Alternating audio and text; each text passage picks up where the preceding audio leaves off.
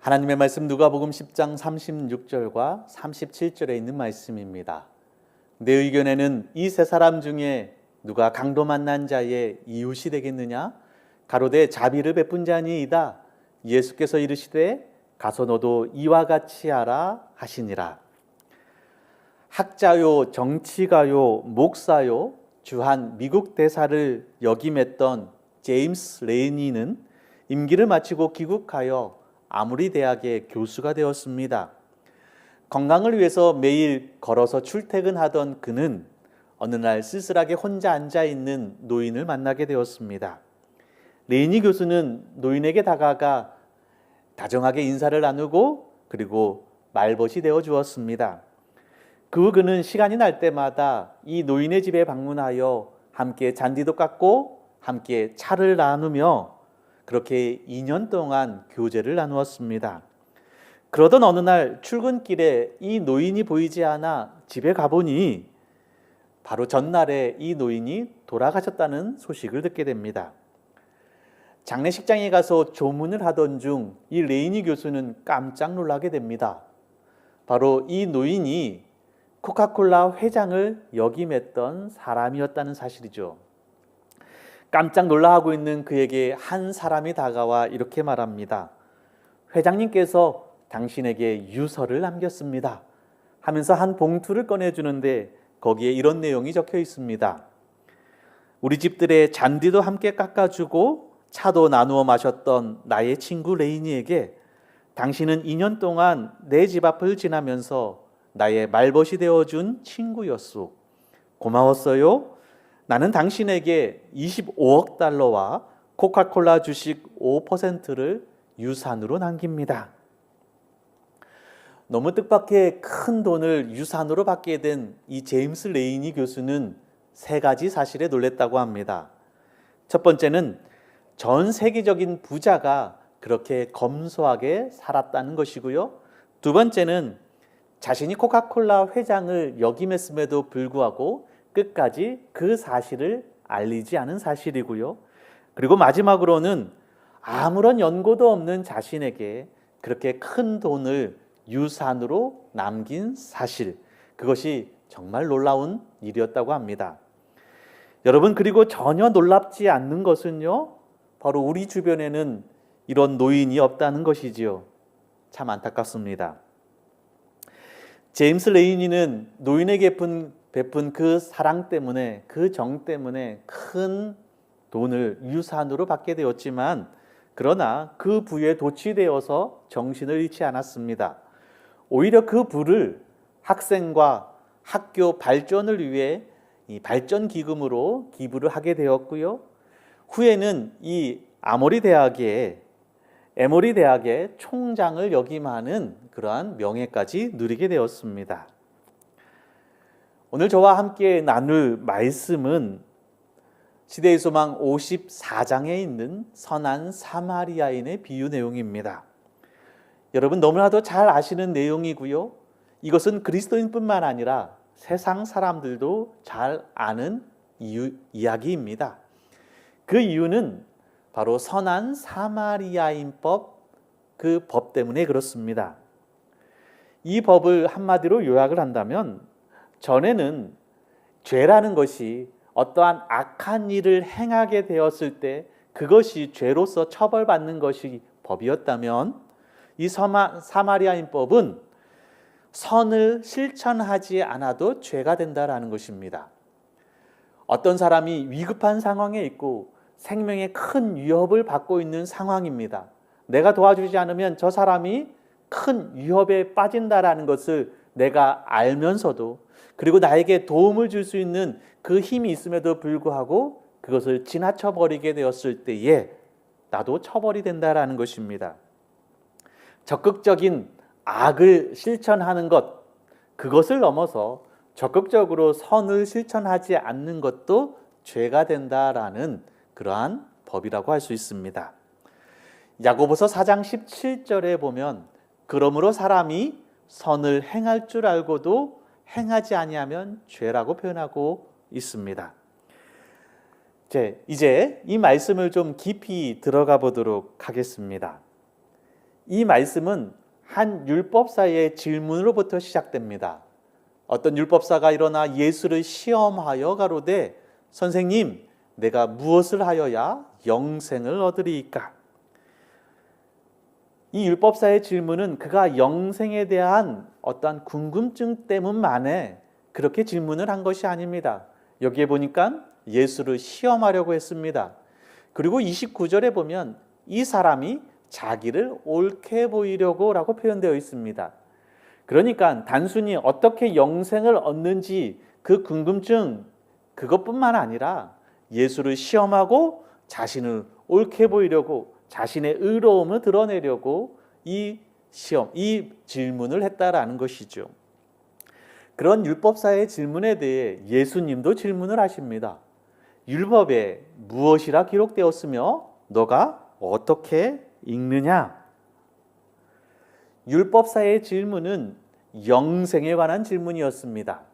그런데 그 영생의 문제를 예수님께서는 율법에 대한 실천의 문제로 이어주고 있습니다.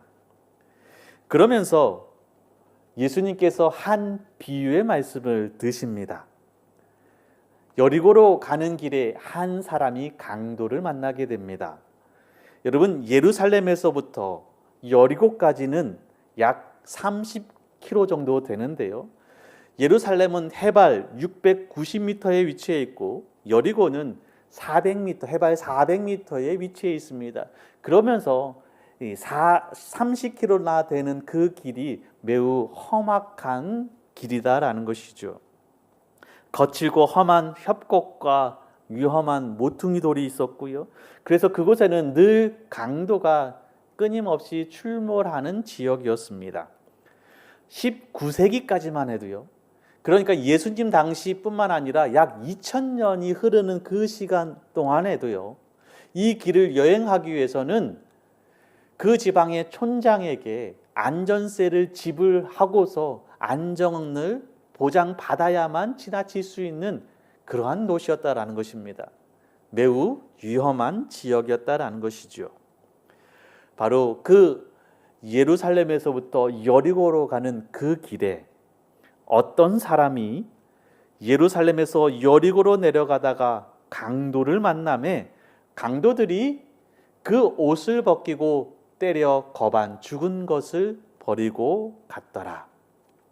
강도 만나 거의 죽게 되었고 옷이 다 벗겨진 채 속수무책으로 죽을 수밖에 없는 그 상황에 처하게 되었습니다. 이어지는 말씀, 마침 한 제사장이 그 길로 내려가다가 그를 보고 피하여 지나가고, 제사장이 나옵니다. 여기 보니까 마침이라고 표현되어 있습니다. 마침, 가장 필요한 때, 가장 알맞은 시간에 하나님께서 제사장을 보내셨습니다. 다른 성경에는 이 마침을 우연이라는 단어를 사용했습니다. 우연이라는 단어가 보면 이것이 계획된 것이 아닌 것처럼 보여지고 어쩌다 보니 맞았다라는 의미처럼 보여지지만, 성경에서 말하는 우연이라는 단어는요, 하나님의 계획된 시간을 말할 때 그 표현이 우연이라는 표현으로 사용됩니다. 하나님이 개입하는 시간을 우연이라고 표현하는데 바로 마침 하나님이 개입하시는 것입니다. 이 강도 만난 자, 가장 그 속수무책으로 당하고 있는 그에게 가장 필요한 사람, 가장 도움을 줄 수 있는 사람이라면 바로 하나님 나라에 가장 가까이 살고 있는 제사장이 아니겠습니까? 제사장이라면 그를 도울 수 있을 것이라 생각하여 하나님이 제사장을 그 길로 보내게 되었습니다. 그러나 그는 그냥 지나쳐 버립니다. 이것은 상상적인 장면이 아니라 실제 있었던 일이었으며 표현된 그대로라고 알려지고 있다. 다른 쪽으로 지나쳐간 제사장과 레위인이 그리스도의 말씀을 듣는 무리 가운데 있었다. 이것은 하나의 비유, 꾸며낸 이야기가 아니라 이 비유는 실제 일어났던 일이었고요. 지금 율법사가 질문했을 때 율법사뿐만 아니라 그 주변에 누가 있었냐면 바로 지나쳤던 제사장과 레위인도 바로 그곳에 함께 있었다라는 것이죠. 제사장에게도 핑곗거리가 있었을 것입니다. 시체를 만지거나 피 흘린 자를 만지게 되면 부정하게 됩니다. 민수기 19장 11절, 사람의 시체를 만진 자는 7일을 부정하리니.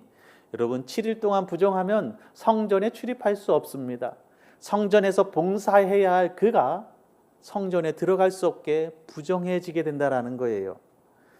그런데 이런 말씀도 있습니다.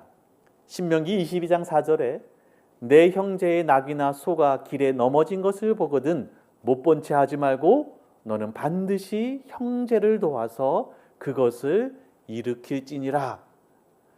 여러분, 여기에 두 말씀이 있습니다. 부정하게 된다. 그러나 못 본 채 하지 말고 반드시 도우라라는 그 말씀 사이에서 이 제사장은 고민했을 것입니다. 그 고민하다가 그의 결론이 뭡니까? 그를 보고 피하여 지나가고. 여기 보았다라는 표현은요, 원어적으로 보면 힐끗 쳐다보았다. 흠정역 영어 성경에는 see라고 표현되어 있습니다. 그냥 see 봤다라는 거예요. 저기 누군가 쓰러져 있네? 잠시 고민하고 그리고 그저 지나쳐 갔다라는 것이죠. 두 번째, 예수님은 레위인을 보내십니다. 또 이와 같이 한 레위인도 그곳에 이르러 그를 보고 피하여 지나가되, 그도 분명히 보았습니다. 그런데 여기 보았다라는 표현이 흥정역에는 look at이라고 표현되어 있습니다.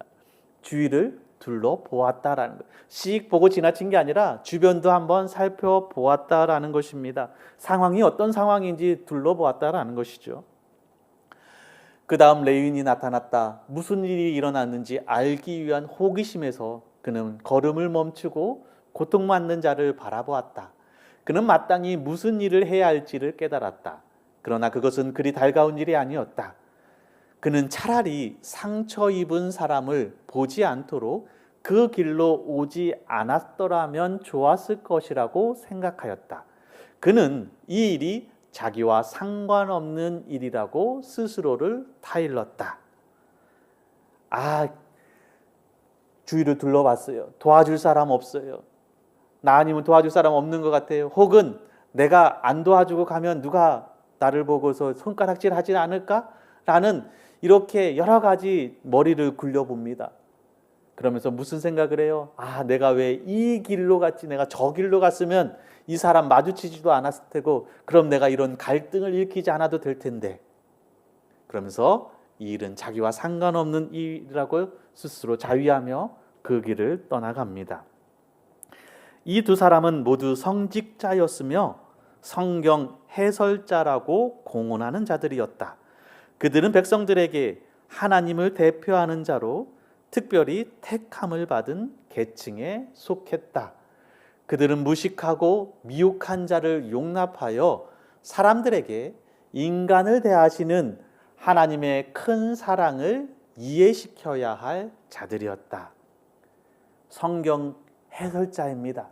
하나님의 말씀을 풀어서 그리고 삶으로 실천해 보여주는 역할을 받은 사람들입니다. 하나님이 인간을 어떻게 대하시는지, 인간을 어떻게 사랑하시는지 그것을 자신의 삶으로 드러내어야 하는 사람이 바로 성직자의 삶이라는 것입니다. 여러분, 이 레위인도 성전 봉사를 하는 사람이죠. 24반차를 좇아서 그렇게 성전 봉사를 했습니다. 그러니까 1년에 자신이 봉사하는 기간은 2주 정도 됩니다. 아마 이 레위인은 1년 중 2주밖에 봉사할 수 없는 그 기간을 손꼽아 기다렸을 것입니다. 여러분, 우리 가까운 교회에 우리 재림교회는 장로님이 한 교회에 24분이 계셔요. 그래서 24장로님이 계신 교회가 있다죠. 그 교회 장로님은 시무를 1년에 딱 2주 한다고 합니다. 그러니 그 2주가 얼마나 기다려지는 2주겠습니까? 얼마나 잘 준비하겠어요? 아마 이 레위인도 이 하나님께 봉사하는 이 기간을 매우 손꼽아 기다렸을 것입니다. 그런데 이 피 흘린 자를 도와주면서 피를 만지게 되면 내가 그렇게 기다렸던 성전 봉사를 할 수 없게 되는 것입니다. 이 레위인은 자신의 시간표, 자신의 일과표를 변경시켜 가면서까지 남을 위해 희생하는 것, 그것은 큰 대가가 너무 크다라고 생각했을 것입니다. 봉사할 수 있어요. 하지만 내 시간표, 내가 할 수 있는 그 시간표, 거기서 벗어나는 것은 원하지 않았던 것이죠. 시물교훈에 하나님께서 친히 정하신 성전 예배에 참석했다가 돌아가는 길이었다. 여러분, 제사장과 레위인은 바로 성전에서 예배드리고 말씀 듣고 찬양하고 감동받고 은혜받고 돌아가는 길이었다는 것입니다. 한 신학교 교수가 설교법 수업 시간에 강의를 하게 되는데 좀 특이한 방법으로 강의를 진행합니다. 그는 한 학기 동안 내내 한 사람씩 선한 사마리아인의 비유, 이 설교, 이 주제를 가지고 설교를 하게 했습니다. 그리고 그 설교는 이 강의실에 함께 참여하고 있는 학생들 앞에서 설교하는 것이 아니라 특정한 장소, 각 사람마다 특정한 장소를 지정해주고 그곳에 가서 선한 사마리아인의 비유의 그 설교로 설교하라는 것이 과제였습니다. 그리고 한 가지 장치를 두었는데 이 설교하러 가는 그 다른 강의실 혹은 다른 건물 그 길에 도움을 필요로 하는 사람을 배치해 두었습니다. 이제 신학생은 선한 사마리아인의 비유 그 말씀을 들고 그것을 설교하기 위해서 장소로 떠납니다. 가는 길에 누가 있냐면 내 도움을 절실히 필요로 하는 사람이 눈에 보이게 하는 것입니다. 어떻게 해야 합니까? 그런데 사람마다 장소가 다 달라요. 어떤 사람은 바로 강의실 옆에 짧은 거리에 있는 사람도 있고 어떤 학생은 또 열심히 뛰어가서 겨우 시간을 맞출 수 있는 또 먼 거리에 있는 그런 장소에 설교를 하게 했습니다.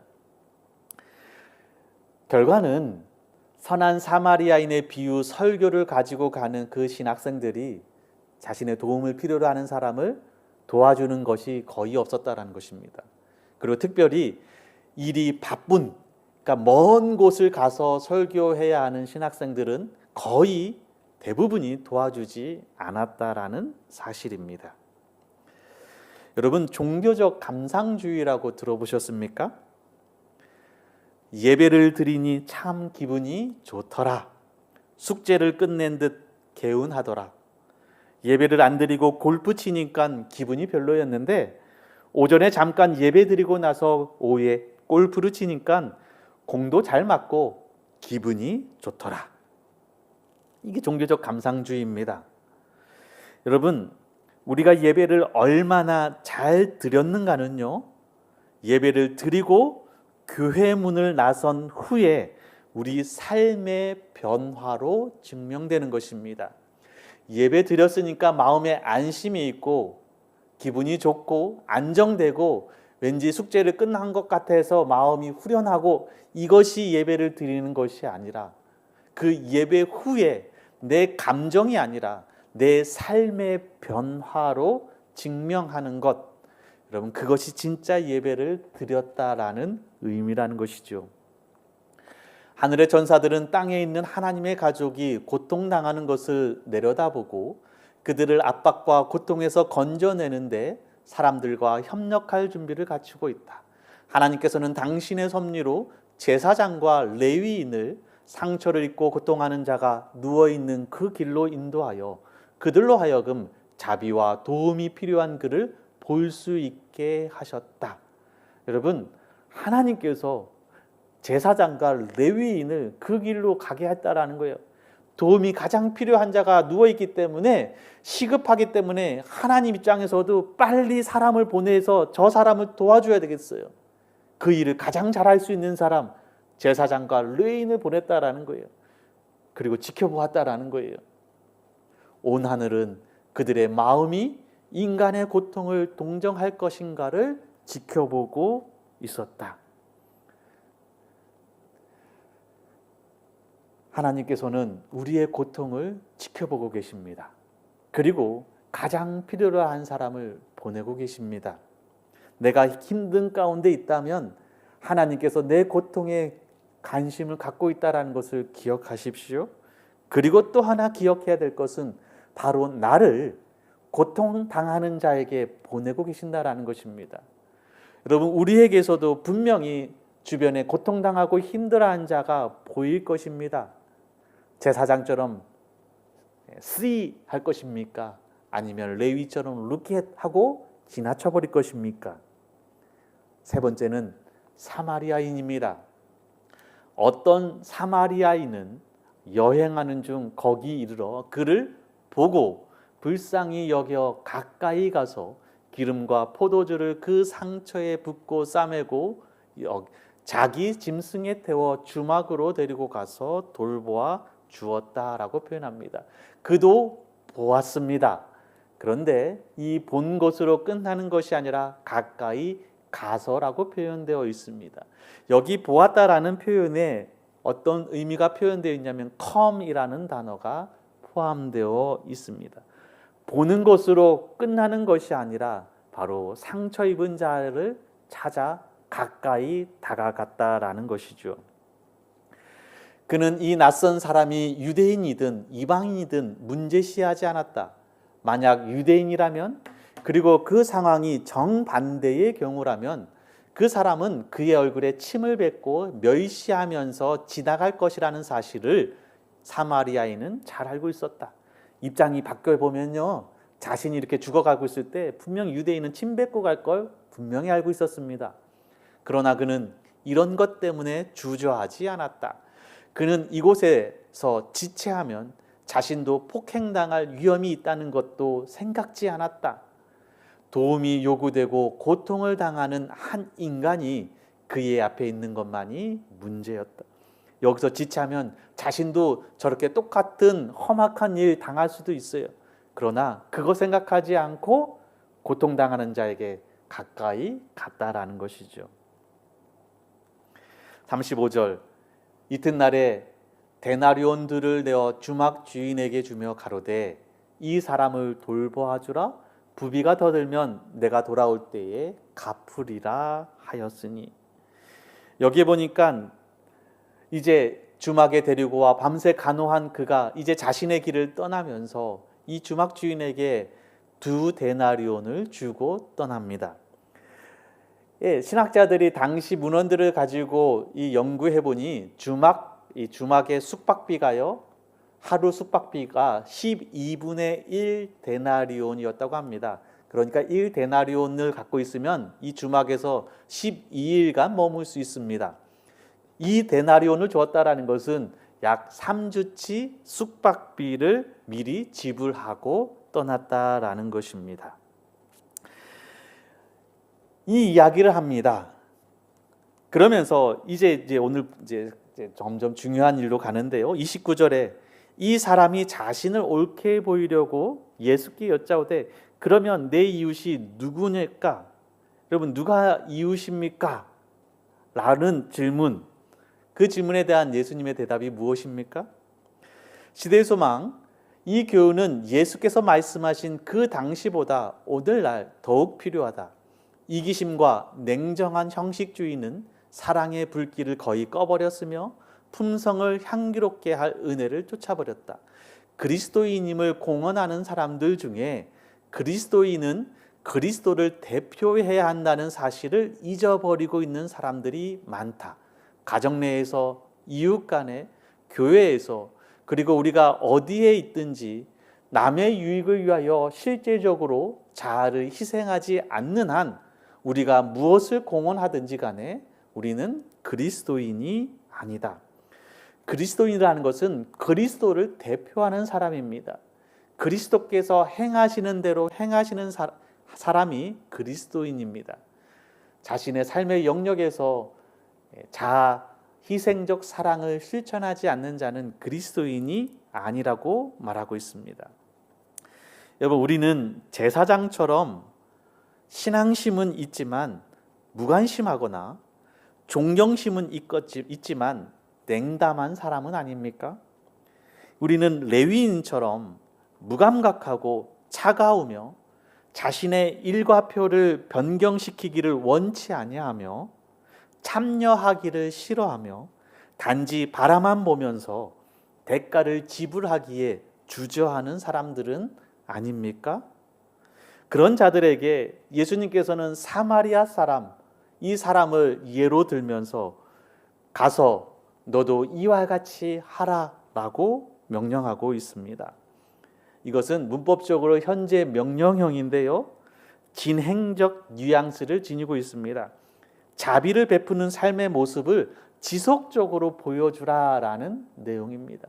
이래로 끝나지 말고 지속적으로 너도 가서 이 선한 사마리아인처럼 행해라. 그것이 진정한 이웃이 되는 것이고 그것이 바로 너가 구원을 받는 일이다 라고 이야기하고 있습니다.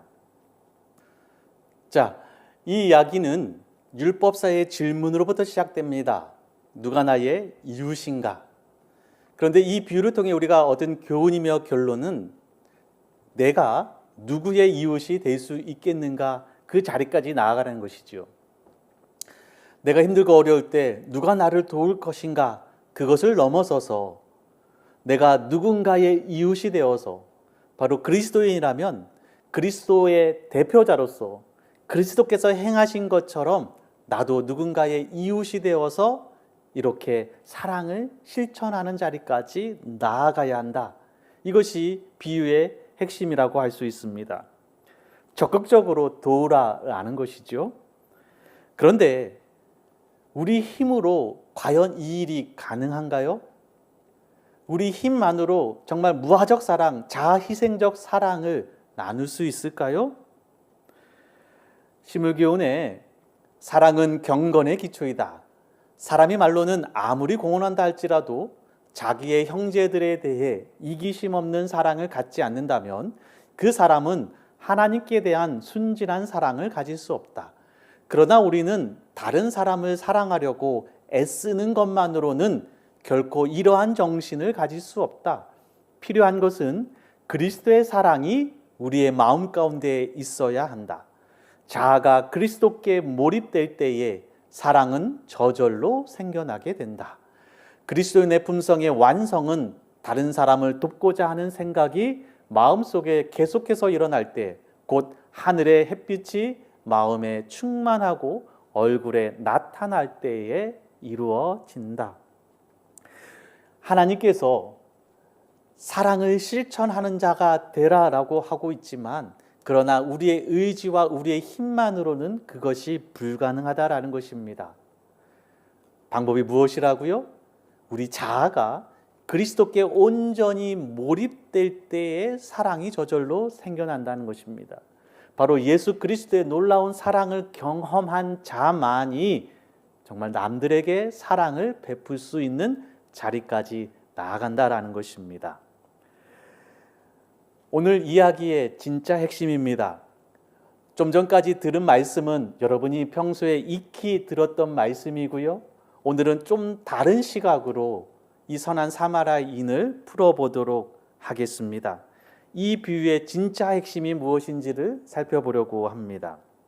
단순히 선을 행하라 라는 것이 비유의 핵심이 아니라 그 선을 행하기 이전에 우리가 무엇을 경험해야만 하는지를 이야기해 주고 있습니다.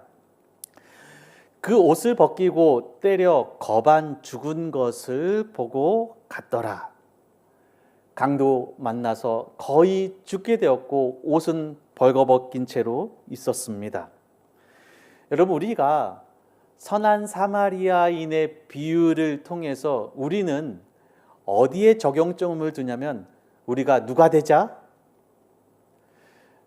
제사장, 그 다음에 레위인이 되지 말고 선한 사마리아인이 되자. 이것이 우리의 결론이었는데 사실 이 이야기의 핵심은 우리가 선한 사마리아인이 되는 것이 아니라 우리는 강도 만난 자였다라는 거예요. 거기서부터 출발한다라는 것입니다. 이 비유 속에서 강도는 사단을 의미하고요. 강도 만난 유대인은 우리, 바로 인류를 의미하고 있습니다. 이사야 1장 5절과 6절에 보면 너희가 어찌하여 매를 더 맞으려고 패역을 거듭하느냐? 온 머리는 병들었고 온 마음은 피곤하였으며 발바닥에서 머리까지 성한 곳이 없이 상한 것과 터진 것과 새로 맞은 흔적뿐이거늘 그것을 짜며 싸매며 기름으로 부드럽게 함을 받지 못하였도다. 바로 강도 만난 처지입니다. 머리부터 발끝까지 상하여서 터지지 않은 곳이 없어요. 그 흔적밖에 없는데 누군가가 싸매어주고 기름을 부어주어야만 하는데 그럴 자가 없는 그 처지에 놓인 자, 바로 우리의 모습입니다. 그런 자에게 바로 선한 사마리아인은 예수님을 대표하고 있습니다. 이 불사랑한 사람은 거의 알몸입니다. 그러므로 그의 옷을 보고서 그 사람의 국적과 출신 그리고 신분을 알 수 없습니다. 전에 말씀드렸지만 그 당시에 이 옷은 단순한 추위나 이런 것을 그리고 사람들로 하여금 부끄러움 이런 것을 해결하는 요소가 아니라 신분을 나타내고 그 사람의 정체성을 의미한다라고 말씀을 드렸습니다. 그런데 그는 옷이 철저히 벗겨져 있습니다. 그의 신분과 정체는 끝까지 가려져 있습니다. 그래서였을까요? 이 비유는 마지막까지도 강도 만난 자의 이름을 말하지 않고 있습니다. 결국 그는 이야기가 끝나도록 익명의 사람으로 남아 있습니다. 우리는 그가 고작 유대인이었을 것이라고 짐작합니다. 시대의 소망에 그렇게 표현되어 있습니다. 이제 그는 구렁에 빠져 있고 이 이야기의 목적은 줄곧 이 죽어가는 이의 회복에 달려 있습니다. 이 재난을 당한 사람 곁으로 한 사람씩 2명의 인물이 접근합니다. 그들은 제사장과 레위인으로서 비유는 이들의 사회적 계층을 말하고 있습니다. 더욱이 이들은 사회와 문화에 있어서 중요한 역할을 담당하는 자들입니다. 비유 속에 강도 만난 자나 이 자에게 접근하는 자 2명 모두 유대인입니다. 그런데 뜻밖에도 도움을 주는 사람은 유대인이 아니라 사마리아인입니다. 유대인들에게 있어서요, 그들은 위계 질서가 확실했습니다. 계급 사회였습니다. 제위는 제사장이었고 레위인, 그 다음에 유대 평민, 사생아, 성전도회, 개종자, 해방노예, 이렇게 철저한 계급 사회였습니다. 이 비유에서 본다면 첫 번째 제사장과 레위인이 지난 다음에 그러면 세 번째는 누가 와야 당연하냐면 유대인 평민이 왔어야 당연했습니다. 이 유대인이 등장하여서 그 강도 만난 자를 돕고 그래서 영웅이 되어야 했습니다. 그런데 난제는 이것입니다. 이스라엘의 존경받는 지도자들은 그냥 지나쳐버렸고 기다리던 자는 오지 않았습니다. 대신 그들의 멸시를 받는 사마리아 사람이 와서 그를 구원한다라는 거예요. 이것이 난제입니다. 여러분, 사마리아 사람들은 더러운 혼혈족 취급을 받았지요. 유대인들의 잠언에 보면요, 사마리아인의 빵을 먹는 자는 돼지고기를 먹는 자와 똑같다라고 했습니다. 사마리아 사람이 구운 빵을 먹으면 돼지고기 먹는 것과 똑같아요. 구약 성경에 돼지고기 먹는 자는 영원히 구원이 없다라고 했습니다. 돼지고기 먹는다라는 것은 단순히 육류, 정한 음식 이거 의미가 아니라 하나님 신앙을 포기하고 우상 숭배로 넘어가는 그 표가 바로 돼지고기 먹는 거였어요. 그런데 사마리아 사람이 만든 빵 먹는 건 돼지고기 먹는 것과 똑같다는 취급을 했습니다. 구원을 포기하고 신앙을 포기하겠다라는 의미죠. 유대인은 사마리아 사람들의 기름이나 포도주를 사용할 수 없었습니다. 금지되어 있었습니다. 부정했기 때문입니다. 더욱이 유대 랍비 전통에 의하면요, 만약에 유대인이 사마리아 사람으로부터 도움을 받게 되면 이스라엘의 구속은 그만큼 늦어진다라는 것이 그들의 가르침이었습니다. 유대인이 사마리아 사람의 도움을 받으면 구속이 그만큼 늦춰져요. 그러니까 절대로 메시아를 기다리던 그들은, 메시아의 도래를 기다리던 그들은 사마리아 사람의 도움을 절대 받으려고 하지 않았다라는 것입니다. 사회적으로, 종교적으로 혐오스러운 존재가 사마리아 사람입니다. 이제 말씀의 진짜 핵심, 우리가 누구하고 동일시해야 되냐면 바로 말씀드렸듯이 제사장이나 혹은 레위인 혹은 선한 사마리아 사람으로 우리가 동일시하는 것이 아니라 저자는 우리로 하여금 누구에게 동일시하게 하냐면 바로 강도 만난 자와 동일시하라는 것입니다. 여러분, 동일시라는 것은요, 우리가 소설이나 드라마를 볼 때 그 주인공에게 내 마음을, 감정을 이입시키는 것을 동일시라고 합니다. 그래서 주인공이 겪는 그 똑같은 그 입장, 그 사람이 되어서 똑같이 슬픔을 겪고 똑같이 기쁨을 받는 거예요. 그래서 우리가 드라마 보면서 울고 웃고 하잖아요. 그게 동일시입니다. 그런데 말씀드렸듯이 이 저자는 우리로 하여금 누구와 동일시하게 하냐면 강도 만난 자와 동일시하도록 초청을 합니다. 비유에서 강도 만난 사람은요, 이름도 없고 얼굴도 없고 말도 없고 표정도 없습니다. 이는 독자로 하여금 우리가 그 사람이 직접 되어서 이 비유를 몸소 체험하라는 의미를 담고 있습니다. 어느새 나는 강도 만난 자와 하나가 됩니다. 처음에는 이 이름 없는 자와 함께 사납고도 위태로운 길을 따라 걷도록 나를 불렀습니다. 그 다음엔 나를 강도의 표적으로 삼았습니다. 두들겨 패놓고 옷을 벗겨놨습니다. 구렁텅이에 처박힌 채 도움을 구합니다. 그때 제사장이 지나갑니다. 나는 도와달라고 소리치는데 입안에서만 웅웅거릴 뿐 말이 안 나옵니다. 레위인이 지나갑니다. 이 사람이라면 나를 도와줄 것이라고 생각했는데 그도 그냥 지나칩니다. 이제 나는 유대인을 기다립니다. 그런데 아무도 오지 않습니다. 얼마의 시간이 지났을까? 나는 내 희미한 눈으로 한 명의 사람이 내 앞에 다가오는 것을 보았습니다. 그런데 하필 얼핏 보아도 재수 없는 사마리아 사람입니다. 나는 고민에 빠집니다. 도움을 구해야 할까? 그러자니 이스라엘의 구원이 그만큼 늦춰질 것입니다. 나는 반역자가 될 것입니다. 사선을 넘나드는 내가 지금 사느냐 죽느냐 그 순간인데 그 순간마저 나는 끝까지 재수가 없습니다. 구차하게 도움을 구할까? 아니면 유대인으로서 민족을 위해 대장부의 기계를 보이며 그냥 죽어갈까? 나는 기억이 아련해집니다. 그런데 이 사람이 내게 다가옵니다. 나의 상처난 환부를 만집니다.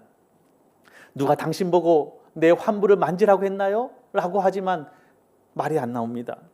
저항할 힘도 없습니다. 이를 어쩌나? 그는 내 환부에 기름과 포도주를 붓습니다. 나는 점점 의식을 잃어갑니다. 그러니 나귀에 실리더니 이내 덜그덕 소리가 들려옵니다. 의식을 거의 잃어가는데 지금까지 한 번도 느껴보지 못한 마음의 평온이 찾아옵니다. 그리고 의식을 잃어버렸습니다. 그리고 깨어나 보니 나를 구원해 준 그가 모든 경비를 지불했으며 떠났다고 합니다. 그리고 다시 오겠다고 주모에게 말했다고 합니다. 하나님의 나라는 이렇게 내게로 왔습니다. 그것은 회복이었고 소생이었으며 생명이었습니다. 나의 고집과 내 자존심 때문에 그를 선택하지도 못하고 있을 때에 하나님의 나라는 내가 어찌할 수 없을 때에 이렇게 불가항력적으로 찾아왔습니다. 내가 아직 죄인 되었을 때에 그분을 필요로 하지 않는 그때에 그분께서 내게 찾아오셨습니다. 받아들일 수도 저항할 수도 없을 때에 그분이 나를 고쳐주셨습니다. 하나님의 나라는 믿을 만한 동족이 아니라 하나님께 저주받은 이방인에게서 왔습니다. 여러분, 예수님은 기대하는 모습으로 오시지 않았습니다. 흠모할 것이 없을 뿐만 아니라 받아들이기 싫은 모습으로 다가왔습니다. 세상에서 힘을 줄 왕이 아니라 죄 문제를 해결해 주어 영생할 수 있도록 그분께서 오셨습니다. 시대소망에 이 이야기를 이렇게 표현되어 있습니다. 선한 사마리아 사람의 이야기 가운데서 예수께서는 자신과 자신의 사명을 묘사하셨다. 인류는 사단에게 속임을 당하고 상처를 입고 도둑맞고 파멸되어 멸망당하도록 버림을 받았다. 우리가 강도 만났다라는 거예요.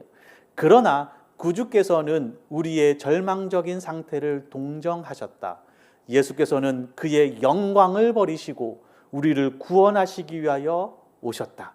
그는 죽어가는 우리를 찾으시고 우리의 처지를 떠맡으셨다. 예수님이 선한 사마리아 사람이 된 거예요. 그는 우리의 상처를 치료하셨다. 예수께서는 그의 의의 두루마기로 우리를 덮으셨다. 예수께서는 우리에게 안전한 피난처를 여시고 자신의 비용으로 우리를 위하여 완전한 준비를 이루셨다. 아멘. 이사야 43장 1절에 야곱아 너를 창조하신 여호와께서 이제 말씀하시느니라 이스라엘아 너를 조성하신 자가 이제 말씀하시느니라. 너는 두려워 말라.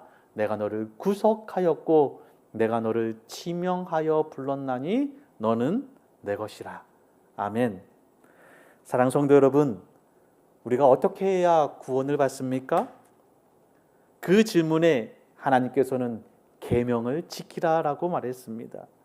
무엇이 계명을 지키는 거냐라는 질문에 내 이웃을 내 몸과 같이 사랑하는 것, 그 사랑을 실천하는 자가 계명을 지키는 자라고 했습니다.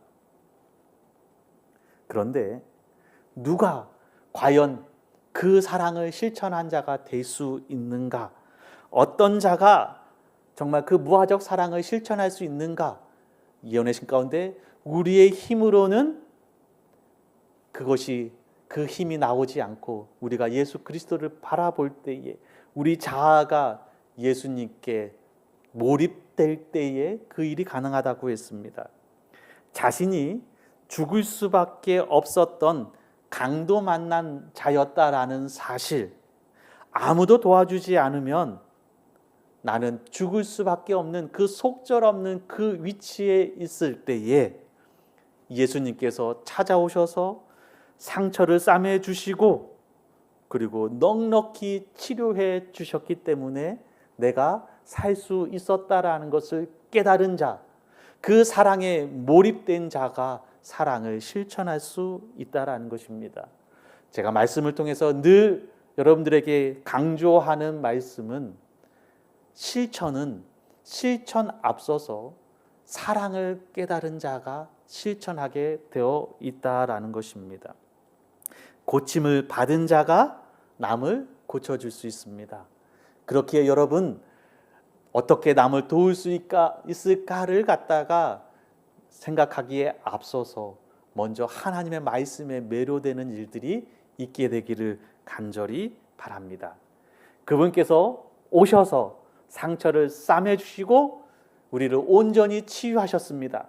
그리고 떠나가셨고 그분께서 다시 오시겠다라고 약속하셨습니다. 이제 우리가 나음 받은 자로서 우리가 해야 할 사명은 무엇입니까? 그리스도인이라면 그리스도를 대표하는 자입니다. 그리스도를 대표하는 삶이라는 것은 그리스도께서 사셨던 것처럼 살아가는 자입니다. 바로 예수님께서 선한 사마리아인으로서 자신의 어떤 안위를 생각하지 않고 온전히 그 사랑을 우리에게 던지셨듯이 그것을 경험하고 우리도 이웃에게 그렇게 실천할 수 있는 그런 아름다운 그리스도인이 되기를 간절히 바랍니다. 마지막으로 읽어드렸던 영감의 말씀을 읽고 말씀을 줄이겠습니다. 자아가 그리스도께 몰입될 때에 사랑은 저절로 생겨나게 된다. 그리스도인의 품성의 완성은 다른 사람을 돕고자 하는 생각이 마음속에 계속해서 일어날 때 곧 하늘의 햇빛이 마음에 충만하고 얼굴에 나타날 때에 이루어진다. 말씀을 줄이겠습니다.